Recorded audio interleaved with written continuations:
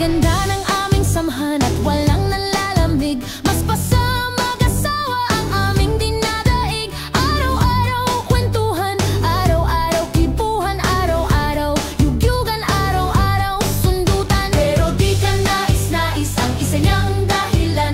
Ang kaniyang buong pamilya pupunta sa Thailand. Wala akong kakwentuhan, wala akong kasundutan, kaya ang aking kwan matamlay isang buwan. So sa pagbalik sa PI, gusto lang naghihintay. Susugurin ko siya at lintik lang ang walang latay. Para akong ibo-ibo kahit di siya bagong ligo. Uubusin, tatapusin at wala nang hibo-hibo. Di ko siya titigilan when she comes.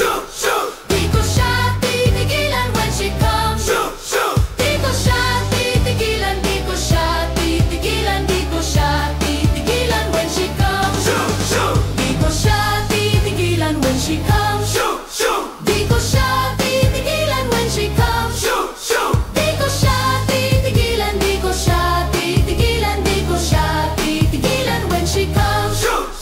Kala ko ay okay na at wala na bang aberya, nang bigla siyang pag-aralin sa London ng nanay niya. Magmamaster siya sa England, 1 year siyang mawawala. Gusto ko man siyang pigilan, la akong magagawa. Isang taon siyang mag-aaral, ang lungkot ano ba yan? Isang taong walang kwentuhan at wala ring sundutan. Habang siya ay nasa London, ako ay nanliliit. Para bang ibong barako na walang ibong katwit. Ipunin lang ang galit at bihuhos sa telephone. Kontrolin ang ayaw, paawat na testosterone. Pinangako sa sarili na aking pagtiisan. Pag nagkita muli kami ay wala nang awatan. Di ko siya titigilan when she comes.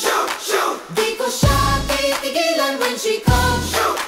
Di ko siya titigilan, di ko siya titigilan, di ko siya titigilan when she comes. Di ko siya titigilan when she comes. Di ko siya titigilan when she comes. Di ko siya titigilan, di ko siya titigilan, di ko siya titigilan when she comes. Di ko siya titigilan when she comes. Di ko siya titigilan when she comes. Di ko siya